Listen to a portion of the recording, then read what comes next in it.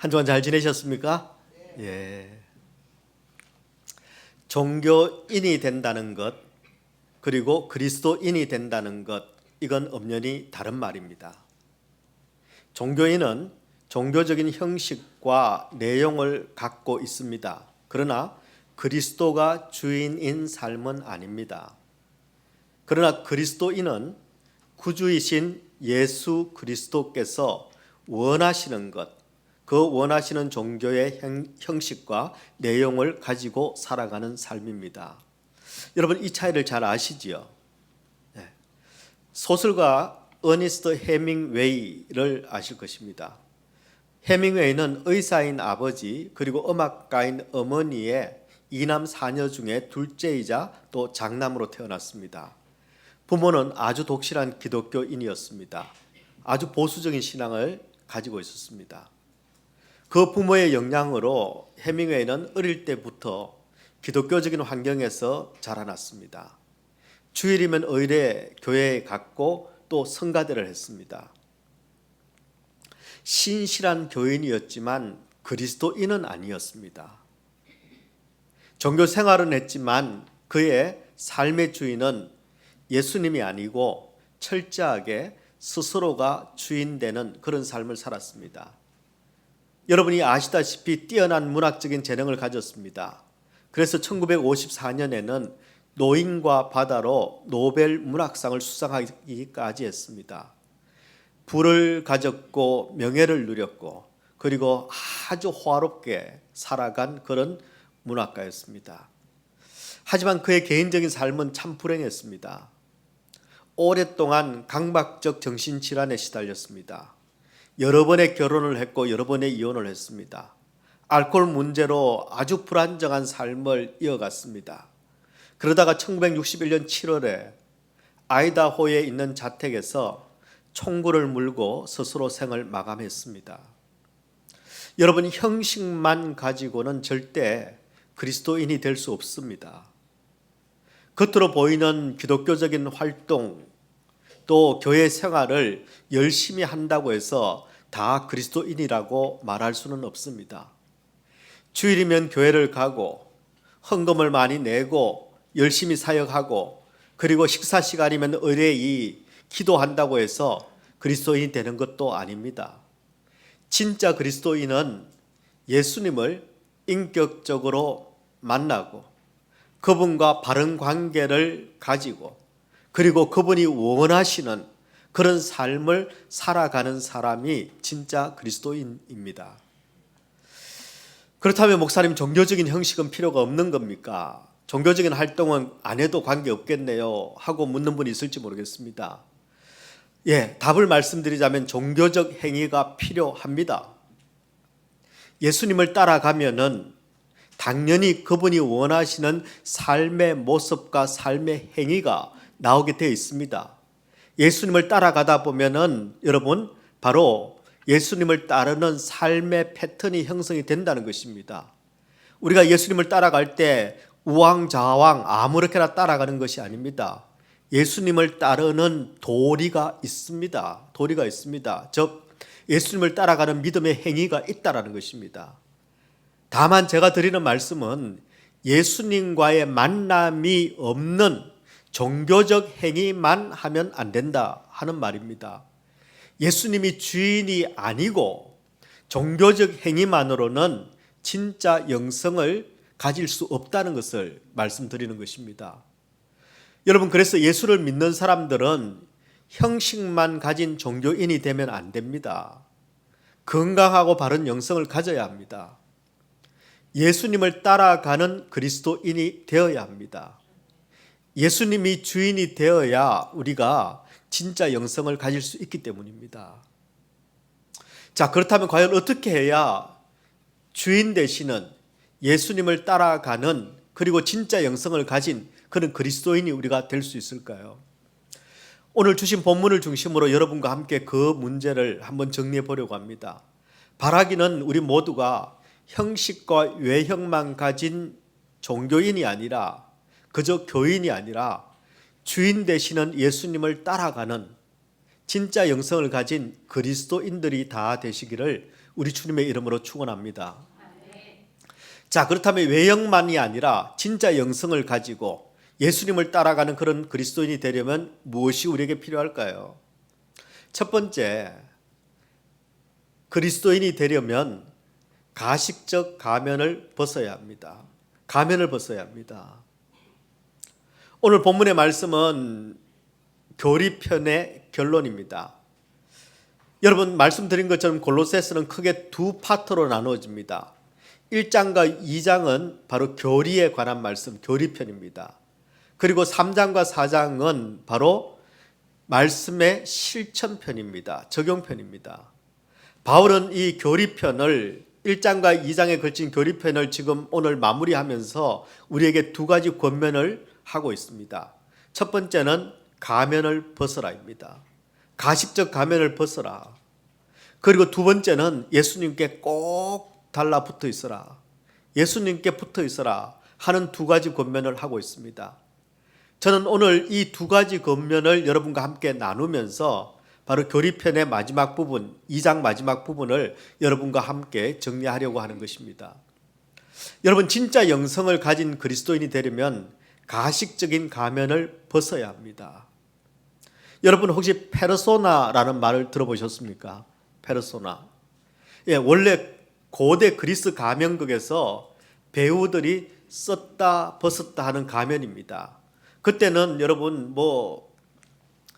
의상이나 배우들이나 그렇게 충분하지 않았기 때문에 가면을 씁니다. 이게 할아버지입니다. 그 다음에 가면을 바꿔 끼고 나는 군인이다. 이렇게 배우의 정체성을 가면을 가지고 나타냈습니다. 여러분 사람이라는 영어 단어가 person이죠.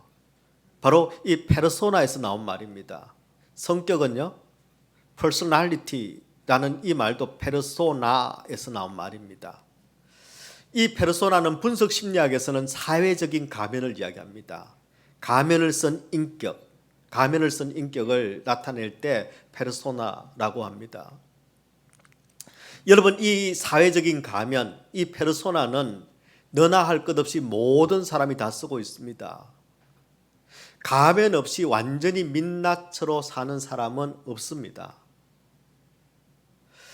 그래서 분석 심리학자이자 정신과 의사인 칼 융이 인간 자아의 어두운 면을 이렇게 지적을 했습니다.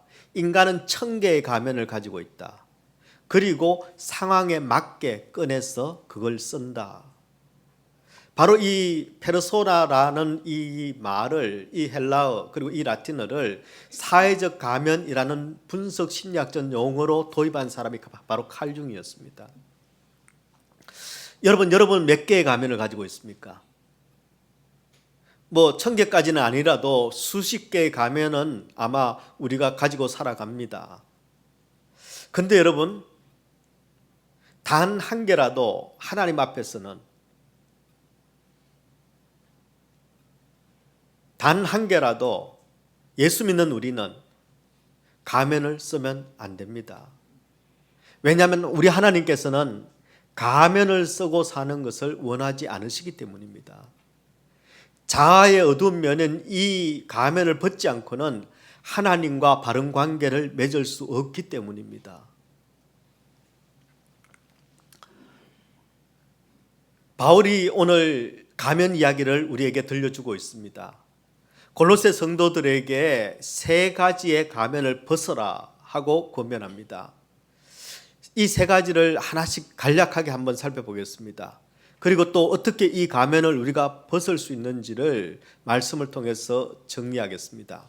첫 번째, 우리가 벗어야 할 가면, 바울 사도가 벗으라고 하는 가면은 외식주의의 가면입니다. 보이는 외형을 중요하게 생각하고 그리고 포장하는 그런 가면입니다. 오늘 본문 골로새서 2장 16절에 이렇게 말씀합니다. 그러므로 먹고 마시는 것과 절기나 초하루나 안식일을 이유로 누구든지 너희를 비판하지 못하게 하라. 17절입니다. 이것들은 장래 일의 그림자이나 몸은 그리스도의 것이니라.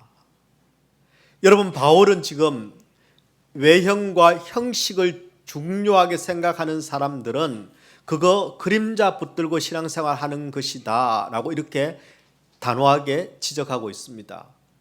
여기 나오는 이것들은 다 장래 일의 그림자다. 몸은 그리스도의 것이다 라는 표현이 있습니다. 여기 나오는 그림자는 헬라어로 스케아라는 단어를 씁니다. 가짜, 모형, 모방 이런 뜻을 가지고 있습니다. 반면에 몸은 그리스도의 것이니라 할 때 이 몸은 소마라는 헬라어를 쓰고 있습니다. 실체 이런 뜻입니다. 풀어서 쓰면 이런 뜻입니다. 실체 되시는 진짜인 예수 그리스도를 가진 사람은 가짜인 그림자에 집착할 필요가 없다라는 것입니다. 여러분, 왜 바리새인들은 그렇게도 형식, 그렇게도 외형에 치중했을까요? 왜 그렇게 중요하게 생각했을까요? 그것은 그들 안에 진짜 되시는, 실체가 되시는 예수가 없었기 때문입니다. 여러분, 우리도 마찬가지입니다. 속에 진짜 되시는 예수가 없으면 우리는 자꾸 포장하게 됩니다. 자꾸 꾸미게 됩니다. 그저 경건의 모양만 가지고 남을 정죄하고 비난하게 됩니다. 법을 많이 따지는 분들이 있습니다. 법법 하는 사람들의 특징 중에 하나가 바로 진리 되시는 예수 안에서 참 자유를 누리지 못하는 분일 가능성이 꽤 높습니다.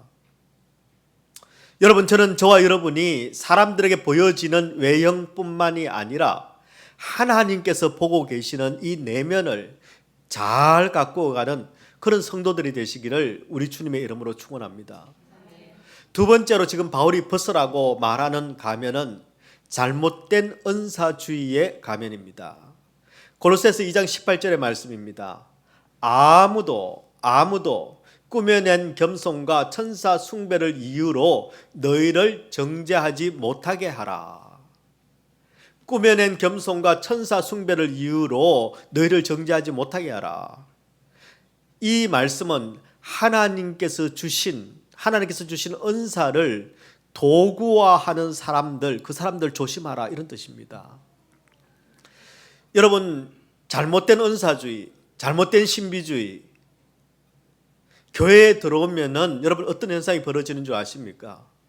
2000년 전 골로새 교회뿐만 아니라 오늘날 현대 교회들도 마찬가지입니다. 잘못된 은사주의가 교회에 들어오면은 여러분 진짜 은사를 주신 그 하나님의 주신 이유와 목적과 경륜에 집중하는 것이 아니고 은사 자체에 치중하게 됩니다. 그리고 그 은사를 자랑합니다. 그리고 내게 주신 은사로 다른 사람들을 manipulate, 조정하려고까지 합니다. 그리고 쉽게 이런 이야기들을 하지요. 당신은 어떤 은사를 받았어? 나는 방언하는데 당신은 방언할 수 있어. 그 방언은 조금 덜 고급스러워. 나만큼은 돼야 되는 거예요. 내가 딱 들어보면 아는데 내가 다 통역할 수 있어. 근데 나처럼 이렇게 좀 고급스럽게 방언하고 나처럼 이렇게 잘 통역하려면은 그런 은사 받고 싶지. 그럼 이렇게 하면 돼.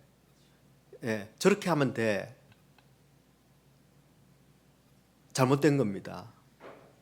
은사는 내 노력으로 얻을 수 있는 게 아닙니다. 여러분, 내 노력으로 얻을 수 있으면 자랑해도 됩니다. 내 노력으로 얻을 수 있으면 은사를 가지고 내가 영성이 깊다라고 자부해도 됩니다.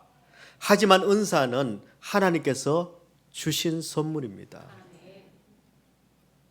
내가 마치 얻어낸 것처럼 자랑하거나 그것 가지고 내가 마치 영성이 깊은 사람인 것처럼 그렇게 행동하면 안 된다는 것입니다.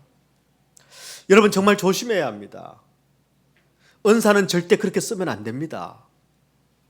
만약 하나님께서 내게 다른 사람들에게 없는 은사를 주셨다면 그것은 드러내고 자랑하라고 주신 게 아닙니다. 나보다 못한 사람을 판단하고 지적하라고 주신 게 아닙니다. 그 은사를 가지고 더 많이 수고하고 더 많이 섬기라고 그렇게 주신 것이 은사입니다. 여러분, 우리가 골목길에 가로등을 세우는 이유가 뭡니까? 미국에서 가장 먼저 가로등을 세운 도시가 필라델피아입니다. 필라델피아에서 가장 먼저 자기 집 앞에 등을 내단 사람, 가로등을 처음 세운 사람이 바로 벤자민 프랭클린입니다. 자기 집 앞에다가 등을 달아 놓았습니다. 밤만 되면은. 왜요? 우리 집이 끝내주니까 한번 보라고 달아 놓은 게 아닙니다. 어두운 밤에 우리 집 앞을 지나가는 사람이 절대 우리 집 앞에서는 넘어지지 않도록, 다치지 않도록, 위험한 사고가 나지 않도록 비추라고 그렇게 가로등을 매달아 놓았습니다. 저는 우리 얼바인 사랑의 교회가 은사가 자랑이 되고 은사가 훈장이 되는 그런 교회가 되지 않기를 축원합니다. 하나님께서 주신 그 은사를 가지고 공동체를 밝히는 사람, 공동체를 살리는 사람, 그리고 성령 충만한 성도, 성령 충만한 그런 교회가 되기를 우리 주님의 이름으로 축원합니다. 적어도 우리 집 앞을 거니는 사람은, 적어도 내 앞을 지나가는 사람은, 적어도 내 앞을 만나는 사람은 어두운 밤 험한 길을 걸어가더라도 나를 통해서 예수 그리스도의 빛을 발견하게 되고, 적어도 나를 만나는 동안 그 사람이 예수 그리스도를 통해서 넘어지지 않는 인생, 새로운 소망을 얻게 되는 인생, 그리고 갈 길을 이제 분별할 수 있는 그런 축복을 나를 통해서 나누어주는 그런 인생들이 되시기를 우리 주님의 이름으로 축원합니다. 세 번째로 바울이 벗으라고 한 가면은 여러분 금욕주의의 가면입니다. 여러분 초대교회 당시에 굉장히 유명했던 철학 사상이자 이단이 있었습니다. 바로 영지주의라는 이단입니다. 다양한 분파가 있지만 한마디로 영지주의가 무엇인가 하면 영과 육은 철저히 다른 것이다. 영육을 분리하는 이원론적인 사고를 가진 그런 이단이자 철학이었습니다. 그런데 여러분 영과 육은 다르다, 영과 육은 전혀 다르다라는 이 이원론적 사고를 가지고 있는데 실제로는 다양한 분파들 중에 대표적으로는 두 개의 분파로 나누어집니다. 하나는 극단적인 금욕주의입니다. 영과 육이 다릅니다. 영은 조금 더 고상하고 고급한 것입니다. 육은 아닙니다. 그러니까 철저하게 영적인 것에 관심을 가지고 육적인 것은 금욕주의, 금욕으로 가게 됩니다. 또 하나 다른 사람들이 있습니다. 같이 영과 육은 다른데 육은 아무것도 아니니까 내 마음대로 굴려도 되겠네 하고는 자기 욕망을 따라 살아가는 그런 일종의 자유방임주의가 있습니다. 같은 철학에서 나왔는데 전혀 다른 삶을 살아갑니다. 그런데 이 둘 중에 극단적 금욕주의와 자유방임주의 중에 오늘날 기독교인들에게 더 많은 영향을 끼치는 사상은 사실은 극단적 금욕주의입니다. 육신의 욕망을 절제해야만 경건에 이를 수 있다라는 생각을 합니다. 바로 영지주의가 그랬습니다. 마르틴 루터가 말씀으로 회심하기 전에 마르틴 루터의 생각도 마찬가지였습니다. 육신의 욕망을 절제해야만 내가 경건에 이를 수 있다라고 생각을 했습니다. 여러분 육신의 욕망을 절제하는 것, 조심하는 것, 또 우리가 금식하는 것, 때로는 고행하는 것, 여러분 그 자체가 나쁜 게 절대 아닙니다. 좋은 일입니다. 경건의 훈련으로 쓸 때 그것만큼 좋은 것들이 많지 않습니다. 귀한 것들입니다. 그런데 바울이 지금 금욕주의를 조심하라고 합니다. 왜냐하면 금욕주의에는 자기 교만이 있기 때문입니다. 자기 공로가 그 안에 숨어 있을 수 있기 때문입니다. 나는 이만큼 하는데라는 자기 과시가 숨어 있을 수 있습니다. 내가 이만큼 하는데, 나도 이만큼 하는데. 동시에 그 마음에는 너는 왜 못하는데? 아니 나도 이만큼 하는데 왜 장로님인데 못하지? 왜 권사님인데 못하지? 아이고 목사님인데 왜 못하지? 여러분 이런 타인에 대한 비난과 정죄가 그 가운데 숨어들기 때문입니다.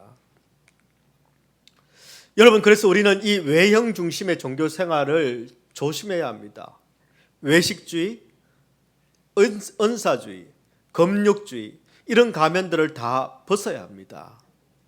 왜냐하면 이 가면을 쓰고서는 진짜 영성을 가진 진짜 그리스도인이 될 수 없기 때문입니다. 그렇다면 여러분, 문제는 어떻게 이 가면을 벗을 수 있을까요? 일부 예배를 마치고 우리 권사님들이 모여서 이렇게 식사를 하시면서 다음 주부터는 우리 화장하지 말고 오자, 이렇게 지금 말씀들을 나누셨습니다. 예. 그러니까 한 권사님이 안 된다, 이 얼굴을 가지고 어떻게 민낯으로 목사님을 볼 수가 있겠는가. 예. 그래서 제가 그랬습니다. 하나님께는 민낯, 내 앞에서는 화장빨. 예, 그 답을 제가 권사님께 드렸습니다. 다만 화장은 가능하지만 변장은 하지 마시라. 어떻게 해야 이 가면을 벗고 진짜 영성을 가진 그리스도인, 진짜 신앙생활을 할 수 있을까요? 사실은 이 말씀을 준비하면서 한 주 내내 제가 묵상했습니다. 하나님께 묻고 또 물었습니다. 어느 날 제가 하나님께서 제게 떠오르게 하신 놀라운 말씀 하나가 있었습니다. 여러분, 성경에 나오는 인물 중에 페르소나, 사회적 가면을 가장 많이 쓰고 산 사람, 가면을 쓴 인격으로 살아간 대표적인 사람이 누구일까요? 야곱입니다. 야곱. 여러분, 야곱이 어떤 가면을 쓰고 살았는지, 어떻게 다른 사람들을 속였는지, 창세기 27장에 보면은요, 이렇게 나옵니다.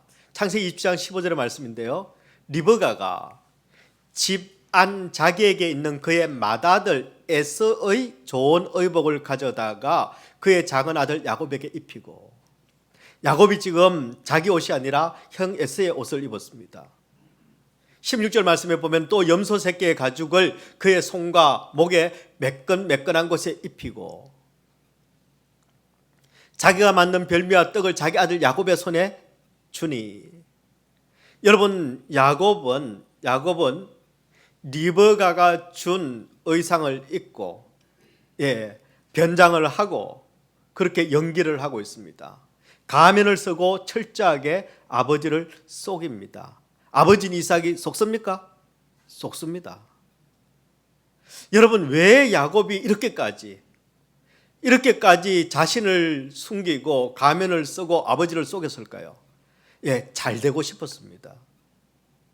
거짓말을 해서라도 에서보다 내가 더 많이 받고 더 많이 누리고, 거짓말을 해서라도 내가 에서보다 더 잘 살고 싶었습니다. 그런데 결과는 어떻게 됐습니까? 야곱이 잘 살았습니까? 여러분, 창세기에 나오는 여러 족장들 중에서 야곱만큼 힘들게 산 사람이 없습니다. 그것도 잘 됐잖아요. 그건 나중에 다 벗기우고 난 다음에 그때 하나님께서 주신 은혜를 받은 겁니다. 그가 말년에 뭐라고 표현했습니까? 147살에 하나님의 부르심을 받았는데 그 전에 바로 앞에서 이렇게 이야기했습니다. 아이고, 내 인생요, 험악한 인생이었습니다. 험한 인생이었습니다. 정말 험악한 인생이었습니다. 여러분, 이게 무엇을 뜻하는지 아십니까? 가면을 쓰고는 사람을 속일 수 있을지 몰라도 절대 하나님을 속일 수 없습니다. 가면을 쓰고 이 세상에서 잠깐 성공할 수 있을지 몰라도 절대 하나님이 주시는 축복을 가면을 쓰고는 누릴 수가 없다는 말입니다. 여러분, 인생이 잘 되는 것, 잘 사는 것, 더 많은 유익을 누리는 것, 그거 다 하나님께 달려있는 겁니다. 그래서 우리가 해야 될 일은 무엇인가 하면, 여러분, 가면으로 나를 포장하는 것이 아닙니다. 내가 가면을 벗고 그 다음에 진실되게 하나님 앞에 나가는 겁니다. 하나님 앞에. 그런데 야곱은 여기서 실패합니다. 매를 벌고 고생을 봅니다. 우리 하나님께서 야곱에게 회복의 기회를 주십니다. 하지만 야곱은 끝까지 가면을 벗지 않습니다. 하나님을 속입니다. 다른 사람을 속입니다. 그리고 자신도 속는 사람으로 살아갑니다. 우리 하나님께서는 가면을 벗을 야곱을 기대하십니다. 그래서 아버지인 이삭의 입을 빌어서 우리 하나님께서 야곱에게 묻고 계십니다. 창세기 27장 18절의 말씀에 보면요, 내 아들아, 네가 누구냐? 그때 야곱이 뭐라고 대답하는 줄 아십니까? 19절 말씀에 보면 나는 아버지의 맏아들 에스로소이다. 나는 애씁니다. 나는 애씁니다. 여러분, 하나님께서는 저와 여러분에게도 동일한 질문을 하고 계십니다. 내 아들아, 너는 누구냐? 도대체 네 정체가 뭐냐? 내 딸아, 너는 누구냐? 도대체 너는 누구냐? 여러분, 우리는 애쓰라고 대답하면 안 됩니다. 꾸미고 포장한 채로 하나님 앞에 나아가면 안 됩니다. 있는 그대로, 깨어진 그대로, 모자라는 그대로, 죄인된 모습 그대로, 여러분, 이 모습 그대로 내 이름은 죄인입니다. 나는 못난입니다. 내 이름을 하나님께 말할 수 있어야 합니다. 여러분, 오늘 우리가 예배를 마치고 난 다음에 이제 임직을 위한 공동의회를 합니다. 특별히 임직 후보자들에게 제가 권면을 드립니다. 여러분, 하나님께서는 여러분이 누구인지 너무너무 잘 알고 계십니다. 여러분의 실체를 알고 계시고 여러분의 패부를 살피고 계시는 분이십니다.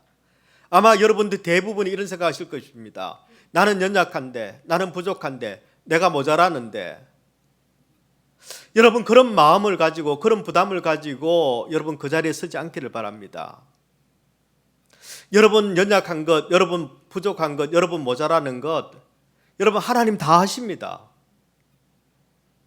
여러분이 뭐 좀 할 줄 알아서, 여러분이 꽉 차 있어서, 여러분이 저거는 시켜 먹으면 내 속은 안 답답하겠다 싶어서 부르시는 게 아니라는 것입니다.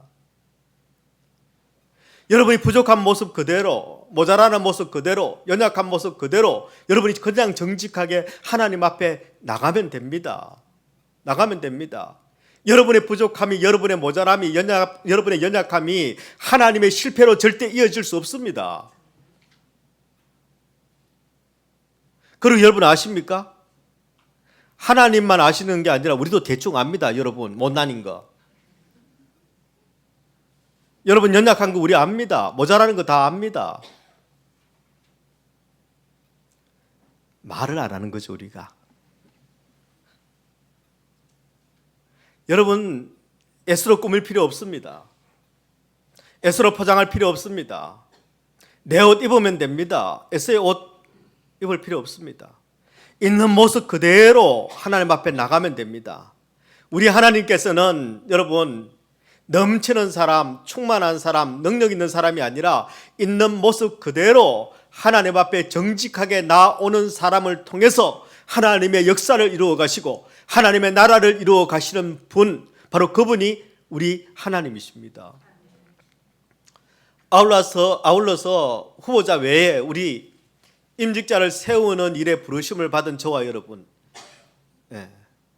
우리도 동일한 마음으로 하나님 앞에 나가야 합니다. 우리 중에 누구도 완전한 자가 없습니다.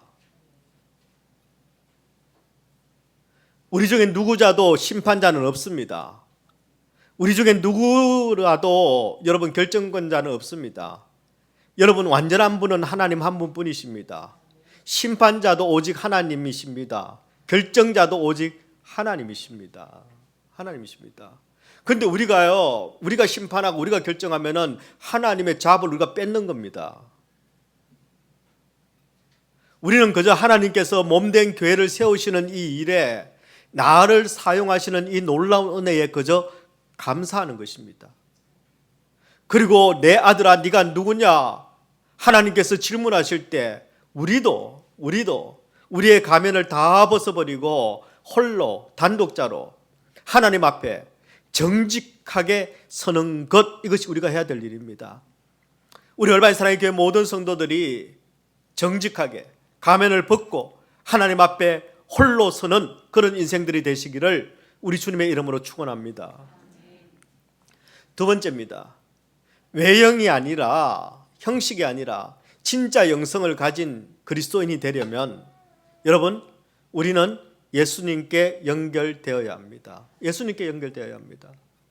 여러분, 오늘 본문 19절의 말씀에 보면은 진짜 영성을 가진 그리스도인이 될 수 있는 아주 중요한 원리 하나를 우리에게 소개해 줍니다.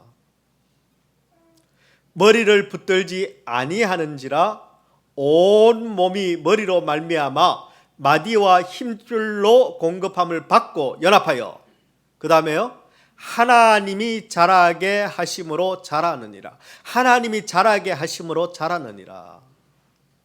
여러분, 그러면요, 진짜 영성을 가진 그리스도인이 되려면 머리 대신 예수님께 꼭 붙어 있어야 합니다. 꼭 붙어 있어야 됩니다. 그냥 달라붙어 있으면 됩니다. 아무리 겉이 화려해도, 아무리 대단해도 예수님께 연결되어 있지 않으면 그거 죽은 것입니다. 그래서 사도 요한은 이렇게 말했습니다. 요한복음 15장 5절의 말씀이죠. 같이 한번 읽어볼까요? 시작. 나는 포도나무요 너희는 가지라. 그가 내 안에 내가 그 안에 거하면 사람이 열매를 많이 맺나니 나를 떠나서는 너희가 아무것도 할 수 없음이라. 나를 떠나서는 너희가 아무것도 할 수 없음이라. Apart from me you can do anything이 아니라 everything이 아니라 nothing입니다. nothing. 그러면요, 아니 예수 떠나도 얼마든지 하던데 그거 다 헛것입니다. 다 썩어질 것입니다. 여러분, 우리가 예수님을 떠나서는 아무것도 할 수 없습니다. 그래서 성도인 우리가 잘 되려면, 성숙해지려면 그 비결, 그 비밀은 하나입니다. 무슨 일을 만나도, 어떤 일이 생겨도 우리가 예수님께 딱 달라붙어 있는 겁니다. 예수님께 강하게, 단단하게 딱 달라붙어 있으면요, 우리는 자라나게 되어 있습니다. 보편적으로 신앙생활 유형에 한 두 부류가 있습니다. 체험형 신앙이 있고 학습형 신앙, 이론형 신앙이 있습니다. 체험형은요, 직접 맛보고 경험한 신앙인들입니다. 학습형은요, 공부해서 배운 이론형 신앙입니다. 이 둘은 완전히 다릅니다. 그런데 평상시에는 큰 차이가 없습니다. 구분하기 힘듭니다. 언제 차이가 나느냐 하면요, 인생에 어려움이 닥칠 때입니다. 인생이 힘들고 고난이 겹칠 때, 그때 어떤 신앙 유형인지가 나옵니다. 예수님을 직접 만난 체험 신앙은 어떤 상황이 와도 쉽게 부러지거나 꺾이지 않습니다. 거친 세파에 흔들릴 수는 있습니다. 그러나 그래도 딱 달라붙어 있습니다. 어디에요? 예수님께 딱 달라붙어 있습니다. 그런데 학습형 신앙은요,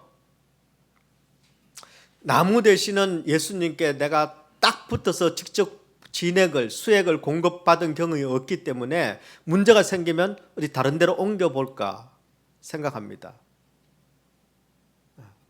저기 가면은 출구가 있을까? 저기 가면은 뭔가 해결이 될 수 있을까?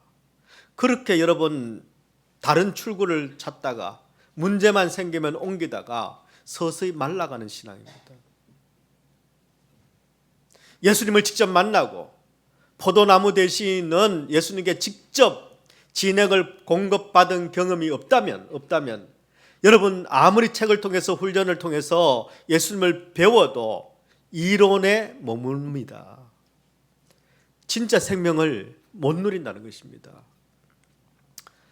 그럴 때 가끔 이런 질문을 하는 분들이 있습니다. 상담을 하는 분들이 있습니다. 내가 훈련도 다 받았는데, 성경 공부도 내가 그렇게 열심히 하는데 왜 나는 문제만 생기면 자꾸 흔들릴까요? 이런 나를 보는 나도 괴롭습니다. 왜 나는 꼭 넘어진 곳에서 또 넘어질까요? 왜 똑같은 곳에서 또 실패할까요? 왜 나는 남들처럼 그렇게 흔들리지 않는 굳건한 견고한 그런 믿음이 왜 나한테는 없을까요? 하고 묻는 분들이 계십니다. 앞으로 물으러 오지 마시고 제가 답을 이야기해 드리겠습니다. 여기에서 이유는 간단합니다. 내가 예수님께 붙어 있는 훈련을 안 하기 때문입니다. 아니 그럼 예수님께 붙어 있는 훈련을 어떻게 해야 됩니까? 아니 예수님께 붙어 있는 것도 훈련을 해야 되는 겁니까? 예, 훈련해야 됩니다. 그럼 어떤 훈련을 해야 될까요? 제가 시 하나를 소개해 드리겠습니다. 김환영 시인이 쓴 동시 중에 울꽃이라는 시가 있습니다. 울꽃. 화면 한번 띄워 주실래요? 할머니 어디 가요? 예배당 간다. 근데 왜 울면서 가요? 울려고 간다. 왜 예배당에서 울어요? 울 데가 없다.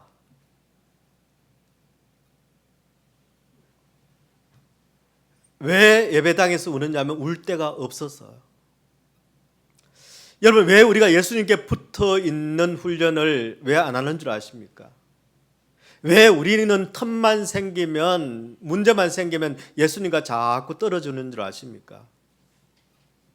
예수님 말고도 갈 데가 많이 있어서 그럽니다. 예수님 말고도 다른 곳에 가서 다른 사람 붙들고 울 데가 있기 때문에 그렇습니다. 가장 큰 이유는 예수님을 찾는 이유가 변질되어 있기 때문에 그렇습니다.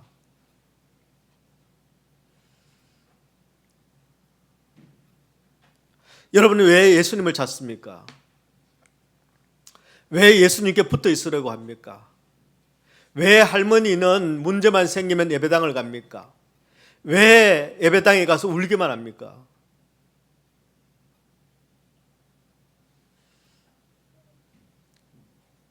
여러분, 왜 예수 믿습니까? 째째하게 그 구원 얻으려고 여러분 예수를 믿습니까? 제가 누누이 말씀드리지만 그 구원을 얻으려고 저는 예수를 믿습니다. 저는 살려고 예수님을 믿습니다. 말라 비뚤어진 해골 같은 우리 인생이, 이미 죽어있는 우리 인생이, 사망과 죽음의 권세 아래에 놓여있는 우리 인생이 예수가 아니면 살아날 수 없기 때문에 저는 예수를 찾습니다. 그분이 아니면 내가 구원받을 수 없기 때문에 나는 예수를 믿습니다. 내가 해월인 것을 아는 사람, 내 인생이 지금 죽어있고 죽음으로 가고 있다는 것을 아는 사람이 예수를 찾습니다. 내가 소망 없는 인생이라는 것을 아는 사람, 아무리 지금 내가 많이 가지고 있고 많이 누리고 있지만 지금 내가 죽음의 문제 앞에 서서 죽음 외에는 길이 없다는 것을, 소망 없는 인생이라는 것을 알기 때문에 오직 우리의 소망이 되실 수 있는 그 예수님을 우리는 찾습니다. 그리고 그 예수님을 우리는 붙잡습니다.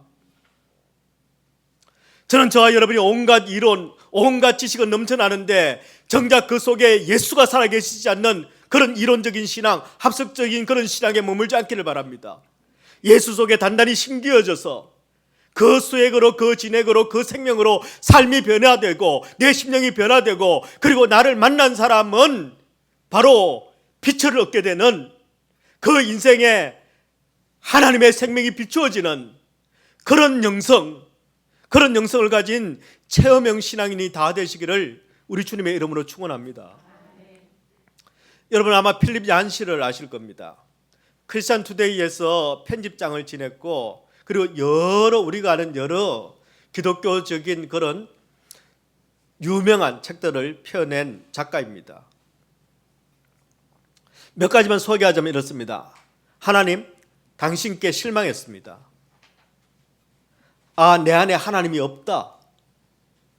교회, 나의 고민, 나의 사랑, 내가 알지 못했던 예수, 바로 이런 책들이 바로 필립 얀시가 지은 책입니다. 필립 얀시의 책 중에 하나님 웬일이세요? 라는 책이 있습니다. 하나님 웬일이세요? 원래 제목이요, Finding God in Unexpected Places 라는 제목입니다. 알아들으셨죠? 뜻밖의 장소에서 만난 하나님, 이렇게 직역할 수 있겠죠. 뜻밖의 장소에서 만난 하나님. 그 책에 보면은 남아프리카 공화국의 사역자인 조앤나 플랜드 토마스라는 한 여인의 이야기가 실려 있습니다.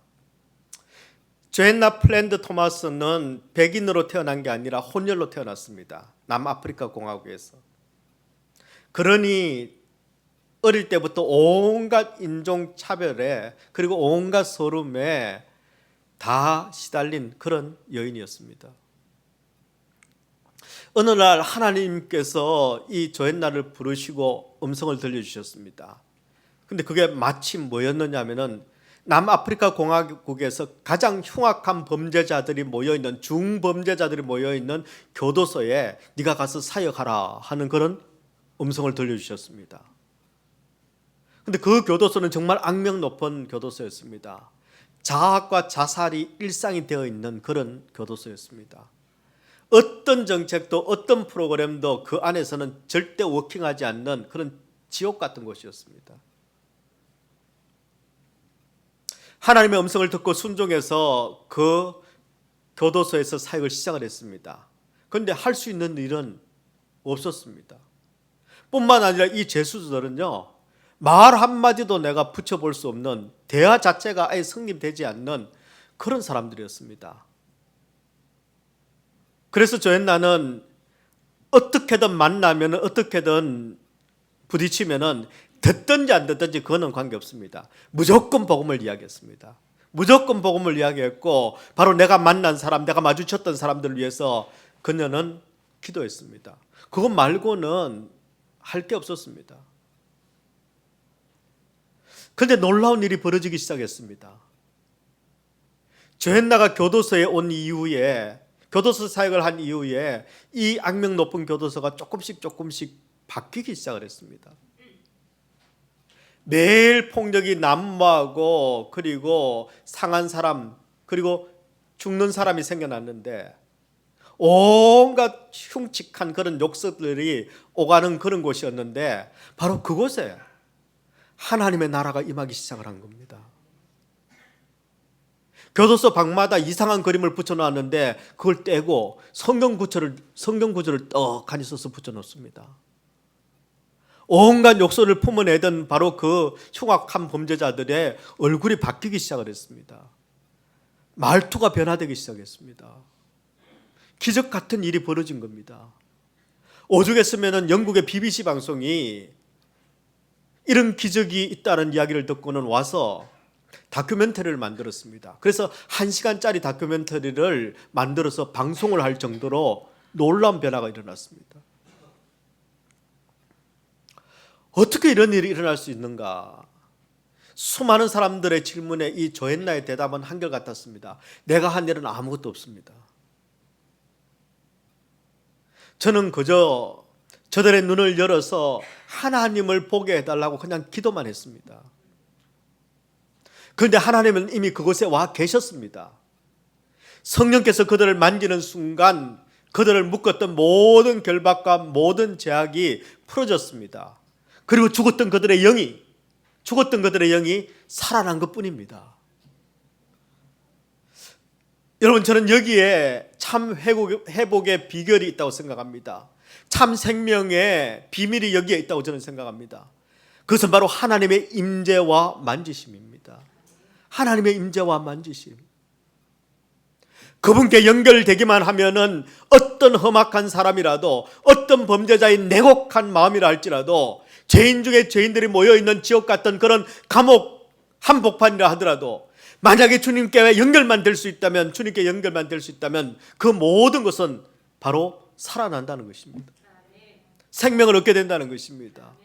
예수님께서 십자가에 달리신 곳은 바로 골고다였습니다. 골고다는 바로 해골곳이라는 뜻입니다. 울 곳이 아니라 해골곳. 그곳에 주님이 임재하셨을 때 그것은 바로 생명의 근원지가 됐습니다. 여러분, 오늘 우리의 삶을 다시 변화시키는 것도, 우리의 삶을 새롭게 만드는 것도 그 비결이, 그 비밀이 저는 여기에 있다고 생각합니다. 우리 모두의 심령도 상해 있습니다. 말라 있습니다. 2025년 한 해 동안 열심히 살아온 결과, 여러분, 우리의 마음에는 마치 황충이 먹어버린 것처럼 우리의 마음 속에는 숭숭 구멍이 나 있고 상할 대로 상해 있는 게 우리의 심령입니다. 나도 모르게 뒤틀려 있습니다. 근데 여러분, 이 상태 그대로 계속 놔두면 안 됩니다. 우리가 죽습니다. 그렇게 계속 미움이 스며들고 정죄가, 원망이, 그것 때문에 내 마음이 뒤틀려 있으면은 가장 먼저 누가 죽느냐면은 내가 먼저 죽습니다. 여러분, 그렇게 살고 싶습니까? 그렇게 2025년을 마무리하고 싶습니까? 그런 마음으로 2026년을 맞이하고 싶습니까? 안 됩니다. 왜요? 우리 하나님께서는 내가 그렇게 사는 것을 원하지 않으시기 때문입니다. 우리 하나님께서는 내가 생명으로 풍성하기를 원하시고 생명을 더 얻기를 원하시고 있기 때문입니다. 우리 하나님께서는 내가 진짜 생명을 누리기를 원하시고 마음속에 하늘의 기쁨을 가지고 내 작은 입술로 찬양하며 살아가는 그런 인생을 우리 하나님께서는 원하시기 때문입니다. 어떻게 해야 우리가 그런 인생을 살아갈 수 있습니까? 여러분, 내 힘으로는 안 됩니다. 먼저 예수 그리스도를 구주로 영접하십시오. 예수 그리스도를 내 삶의 주인으로 모시십시오. 그리고 나에게 있는 가면을 벗으십시오. 정직한 영으로 주님 앞에 나아가십시오. 그리고 그분에게 구하십시오. 그분에게 하나님의 은혜를 구하십시오. 그래야 내가 삽니다. 하나님의 은혜가 임해야 내가 삽니다. 내가 살아야 내 자식도 살고 내 가정도 살죠. 저는 저와 여러분이 가짜가 아니라 진짜 영성을 가진 진짜 그리스도를 만난 그런 그리스도인이 다 되시기를 저는 간절히 원합니다. 그저 예수를 배우기만 하는 것이 아니라 예수님을 직접 만나고 그분과 사귀고 그분의 속이 어떤지, 그분이 주시는 참 생명과 은혜가 도대체 어떤 것인지를 맛보아 알게 되는, 우리가 하나님을 경험하는 진짜 예수쟁이, 진짜 그리스도인들, 바로 그런 인생이 되시기를 우리 주님의 이름으로 축원합니다.